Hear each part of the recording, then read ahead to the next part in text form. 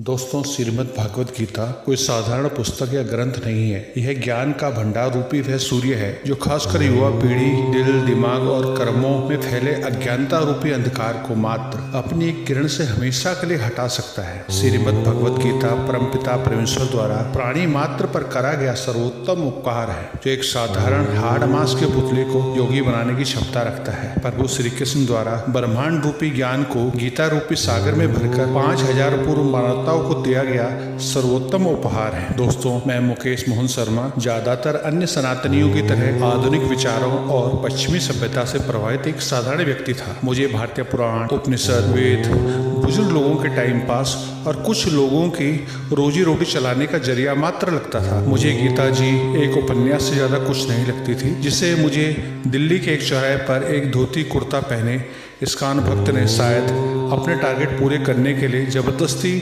चेप दिया गया था, और शायद मुझे भी उस इस्कॉन भक्त से पीछा छुड़ाने के लिए एकमात्र सही तरीका यही लगा कि चुपचाप 100 रुपए देकर उसका यह प्रोडक्ट या ये पुस्तक खरीद लूं, जिससे कम से कम वो मेरा पीछा तो छोड़ ही देगा, अपना ज्ञान पेलना बंद कर देगा। दूसरा दोस्तों, मुझे लगा शायद इस इस्कॉन भक्त का टारगेट पूरा नहीं हो पा रहा है, इसीलिए धूप में खड़ा होकर अपनी पुस्तकें बेच रहा है। चलो, इसकी कुछ हेल्प हो जाएगी। अब श्रीमद् भगवत गीता मेरे हाथ में थी और मेरा विश्वास और भी बढ़ गया कि पैसे से कुछ भी मैनेज किया जा सकता है। दोस्तों, कुछ महीनों के पश्चात पानीपत से दिल्ली लौटने के दौरान मेरी कार खराब हो गई और मैकेनिक ने 3-4 घंटे वेट करने को कहा।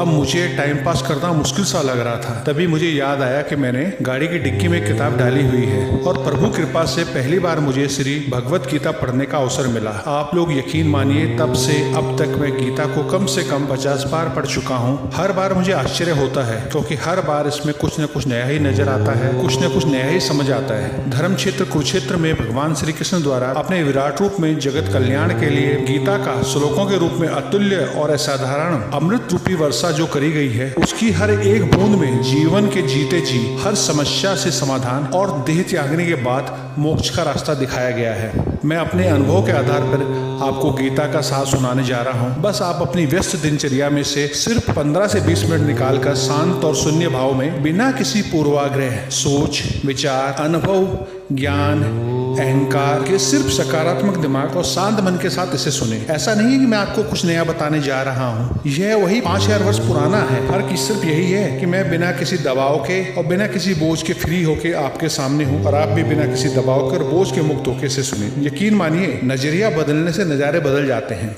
आशा करता हूँ मेरी तरह आप पर भी परमपिता परमेश्वर श्री कृष्ण कृपा करेंगे। दोस्तों, अब आप ये मत सोचना कि यार जिंदगी में कुछ बदलना पड़ेगा, क्योंकि यही अर्जुन सोच रहा था कि अब अपने लोगों, भाइयों, गुरुओं, सगे संबंधियों को मारना पड़ेगा, यानी कि वो बदलाव से डर रहा था। महाभारत युद्ध होने ही वाला था, दोनों सेनाएं आमने सामने खड़ी थी। उसी समय अर्जुन को माया यानी भ्रम ने घेर लिया। जी हाँ, वही भ्रम जो हमारे बीच है, जिसे माया कहते हैं। मेरा बेटा, मेरा घर, मेरा पैसा, मेरा परिवार, मेरा सुंदर रूप, ना जाने क्या क्या। तब परमपिता परमेश्वर भगवान श्री कृष्ण ने सिर्फ अर्जुन ही नहीं बल्कि संपूर्ण मानव जाति को गीता रूपी अतुल्य ज्ञान दिया। दोस्तों, गीता, कुरान, बाइबल, गुरु ग्रंथ साहिब परमात्मा द्वारा दिया गया वह अनमोल ज्ञान है, जिसे सच्चे मन से ग्रहण किया जाए तो जीवन का उद्देश्य सफल हो जाता है। यह धर्म ग्रंथ किसी विशेष धर्म के लिए नहीं बल्कि संपूर्ण मानव जाति के लिए है। भगवान श्री कृष्ण गीता के 18वें अध्याय के 27वें श्लोक में अर्जुन से कहते हैं कि हे अर्जुन, तुम अपने सगे संबंधियों को मारना ही पड़ेगा। डर को दूर करके अपने कर्म करो। अर्जुन की स्थिति भी हम लोगों की तरह ही थी, जो अपने कंफर्ट जोन में सुरक्षित और थोड़ा सा खुश भी महसूस कर रहा था, और बदलाव होने या बदलाव करने या बदलाव का हिस्सा मात्र बनने से ही डर रहा था। इसलिए तो दोस्तों, आप देखते होंगे आज हर कोई अपने बच्चे को doctor, engineer, IIT professional, CA, ना जाने क्या क्या जबरदस्ती बनाना चाहता है, और दलील इसके जीवन सुरक्षित हो जाएगा, यानी कि वे उसके लिए कंफर्ट जोन एक मायाजाल बना रहे हैं जिसमें उसे फंसाना चाहते हैं, और धीरे धीरे वह इसका आदी होकर इसमें फिट बैठ जाएगा और यह जोन उसकी जिंदगी बन जाएगी, चाहे वह इसके लिए बना हो या ना बना हो। श्री कृष्ण प्रभु कहते हैं कि अपने दिल से डर निकाल दो और बदलाव को स्वीकार करो, और तुम सिर्फ युद्ध करो। यह मत देखो कि सामने कौन खड़ा है, तुम सिर्फ अपने कर्मों पर ईमानदारी से फोकस करो, फल की चिंता छोड़ दो। 17वें अध्याय के 28वें श्लोक में भगवान कहते हैं कि हम सब आत्मा है और यह लोक हमें देवताओं को भी दुर्लभ मनुष्य की योनि में शरीर पाकर आवागमन से मुक्ति का रास्ता प्रदान करने के लिए मिला है। जी हाँ, अगर आप अपनी आत्मा रूपी शरीर को भगवत रूपी गीता की नाव में ज्ञान रूपी पतवार से आगे बढ़ाते हैं तो यकीनन भवसागर से पार होकर संपूर्ण मुक्ति और मोक्ष को प्राप्त कर सकते हैं। गीता जी में 18 अध्याय है जो आत्मा को उस महाशून्य से लेकर फिर उसी महाशून्य में समाने तक का पूर्ण मार्ग दिखाते हैं। भगवत गीता वह सर्वश्रेष्ठ माध्यम है जिसके द्वारा आप अपने अंदर से अपने आप को फिल्टर करके अपने सबसे अच्छे रूप को प्राप्त कर सकते हैं, अपने आत्म से साक्षात्कार कर सकते हैं, सही और गलत में भली भांति निर्णय ले सकते हैं। जी दोस्तों, निर्णय लेना मनुष्य के जीवन का यूं कहे कि हर जीव का सबसे महत्वपूर्ण काम है। जब तक हम जिंदा हैं तब तक हमें कई बार रोज कुछ निर्णय लेने होते हैं। सही निर्णय हमें सही दिशा में ले जाते हैं और गलत निर्णय हमें हमेशा गलत परिणाम देते हैं, जिसका हमें पछतावा और बाद में मानसिक परेशानियां होती हैं। भगवत गीता हमें बताती है कि कभी भी कोई निर्णय भावनाओं के आधार पर नहीं करना चाहिए, क्योंकि भावनाएं तो क्षणिक मात्र हैं और उसमें लिए गए निर्णय का 90% परिणाम हमारी आशा के अनुरूप नहीं होता है। इसलिए निर्णय कभी भी भावनाओं के आधार पे नहीं करना चाहिए। वहीं दूसरी तरफ कोई भी महत्वपूर्ण निर्णय तब तो बिल्कुल नहीं करना चाहिए जब आप बहुत ज्यादा खुश हो या बहुत ज्यादा दुखी हो, क्योंकि इस स्थिति में लिए गए निर्णय भविष्य में अपार दुख देते हैं। जैसे युधिष्ठिर ने शकुनी के चौसर के निमंत्रण को तुरंत ही बहुत ज्यादा खुश होकर स्वीकार कर लिया और फिर हारते हारते दुखी होकर अपनी पत्नी द्रौपदी को भी दांव पे लगा दिया। इसी समय दुर्योधन ने भी बहुत ज्यादा खुश होकर द्रौपदी का अपमान कर दिया, जो कि महाभारत के युद्ध का कारण बना और उसके विनाश का कारण बना। इसलिए कोई भी निर्णय लेते समय एक बार उस पर दोबारा सोचना चाहिए, उसका पुनर्मूल्यांकन जरूर करना चाहिए। अगर आप भी कभी इस प्रकार की स्थिति में फंस जाओ तो गीता जी के आधार पर आप अपने उस निर्णय को जिसे आप तुरंत आज ही लेने वाले थे उसे अगले 24 घंटे के लिए छोड़ दें, पोस्टपोन कर दीजिए। मेरा यकीन मानिए 24 घंटे बाद आपके द्वारा लिया गया निर्णय सर्वोत्तम होगा और भविष्य में आपको सुखद अनुभूति देगा। श्री कृष्ण कहते हैं, हे अर्जुन, मैं ही सबकी उत्पत्ति का कारण हूँ। मैं शुरू होने से पहले भी विद्यमान था और सब कुछ खत्म होने के बाद भी विद्यमान रहूंगा, क्योंकि सब मुझ में है और मैं सब में समाहित हूँ। जो तुम अपनी इंद्रियों के साथ और इंद्रियों के बिना भी देख, सुन, चख, महसूस कर सकते हो और जिसे नहीं कर सकते हो, वो सब मैं ही तो हूँ। जो तुम्हें दिखाई दे रहा है अथवा जो तुम्हारी कल्पना में विद्यमान है अथवा जो तुम्हारी कल्पना से भी बाहर है, वह पर ब्रह्मांड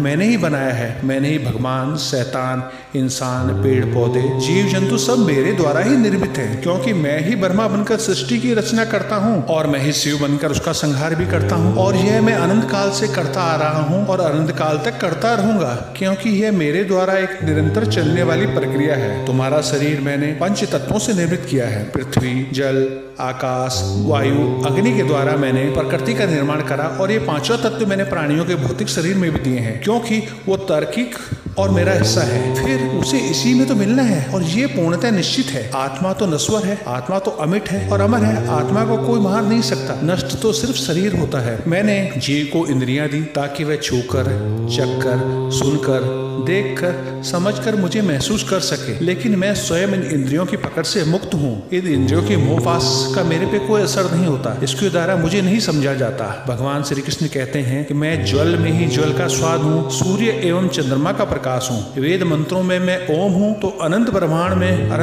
में मैं ध्वनि और मनुष्य के अंदर मैं सामर्थ्य के रूप में हूँ। यद्यपि मैं अजन्मा हूँ, अविनाशी हूँ और समस्त का स्वामी हूँ, तो भी मैं प्रत्येक युग में अपने दिव्य रूप में प्रकट होता हूँ। जब भी जहाँ भी धर्म का पतन होता है और अधर्म बढ़ने लगता है तो मैं अवतार लेता हूँ। इसलिए अर्जुन, तुम तो मात्र एक माध्यम हो, एक आत्मा ही मात्र हो। और दोस्तों, आत्मा तो शरीर में इन इंद्रियों के बस में वैसी है जैसे आपके और हमारे हाथ में रखा मोबाइल फोन। सिम रूपी आत्मा से ये निर्जीव चीज चलने लगती है और फंक्शन रूपी इंद्रियों से इसको साझा किया जा सकता है, इसका आनंद उठाया जा सकता है। इसलिए जब तक इसमें एक एक्टिव और वैलिडेट सिम और सिग्नल मौजूद है तब तक आप दुनिया से जुड़े हो, भगवान से जुड़े हो। भगवान श्री कृष्ण ने अर्जुन को वह दिव्य दृष्टि प्रदान करी ताकि ताकि वह उनके विराट रूप के दर्शन कर सके। परमात्मा की शक्ति द्वारा ही सारे गुण प्रकट होते हैं, चाहे वो सतोगुण हो, रजोगुण हो या तमोगुण हो। एक प्रकार से वो परमेश्वर ही सब कुछ है, किंतु वह सब इन सब चीजों से स्वतंत्र है। वह प्रकृति के किसी भी गुण के अधीन नहीं है, बल्कि प्रकृति के सारे गुण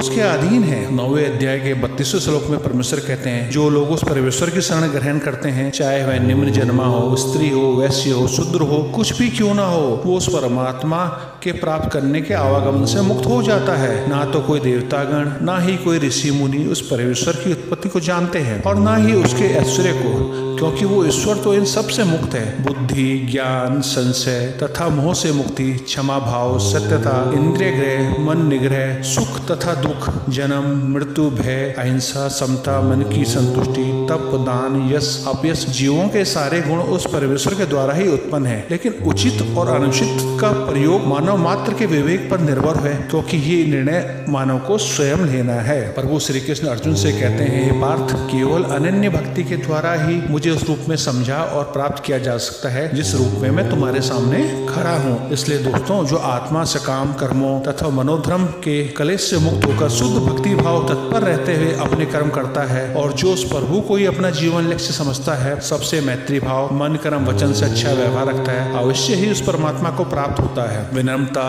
दमहीनता, अहिंसा, सहिष्णुता, सरलता, प्रामाणिक गुरु के पास जाना, पवित्रता, ठहराव, स्थिरता, आत्म संयम, इंद्रिय तृप्ति के विषयों से परित्याग, अहंकार का अभाव, जन्म, मृत्यु, वृद्धावस्था, रोग दोष के भय से दूर, वैराग्य, भौतिक वस्तुओं की चाहत से मुक्त, अच्छे बुरे में समभाव, प्रभु के प्रति अनन्य भक्ति, आत्म साक्षात्कार को मानना ही ज्ञान है। और दोस्तों, इस सब के अतिरिक्त जो कुछ है वह सब अज्ञान है, इसलिए ज्ञानी बने। श्री कृष्ण ने कहा, महापुरुष और सज्जन व्यक्ति जो आचरण करता है, सामान्य व्यक्ति उसका अनुसरण करते हैं। दोस्तों, हम श्री कृष्ण को भगवान इसलिए कहते हैं क्योंकि उन्होंने मानव रूप में अपने धर्म के अनुसार आचरण किया और अपने लक्ष्यों को हमेशा ऊंचा रखा। इसलिए भगवत गीता हमें बताती है कि अपने जीवन के लक्ष्य बड़े और स्पष्ट और सकारात्मक सोच के साथ उन्हें प्राप्त किया जा सकता है। अपने कर्मों से उन्हें प्राप्त किया जा सकता है। इस दौरान आपको कई प्रकार की समस्याएं भी आएंगी, लेकिन आप हमेशा ध्यान रखें कि समस्या बिना समाधान के जन्म नहीं लेती। अब यह पूरी तरह आपके नजरिए पर निर्भर करता है कि आपको क्या ज्यादा स्पष्ट नजर आता है, समस्या या समाधान। अगर आप समाधान का हिस्सा नहीं है तो यकीन मानिए आप स्वयं एक समस्या है। आजकल कोरोना के कारण सरकारों ने समाधान के लिए देश में लॉकडाउन कर रखा है। आप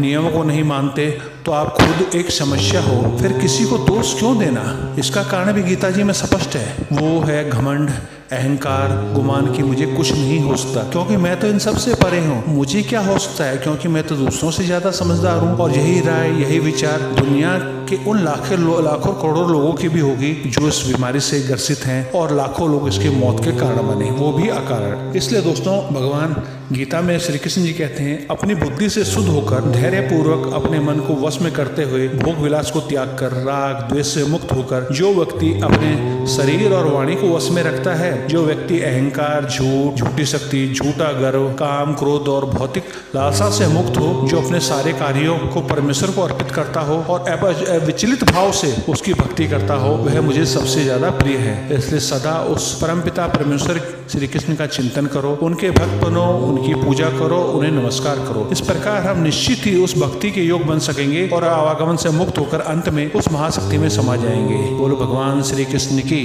जय।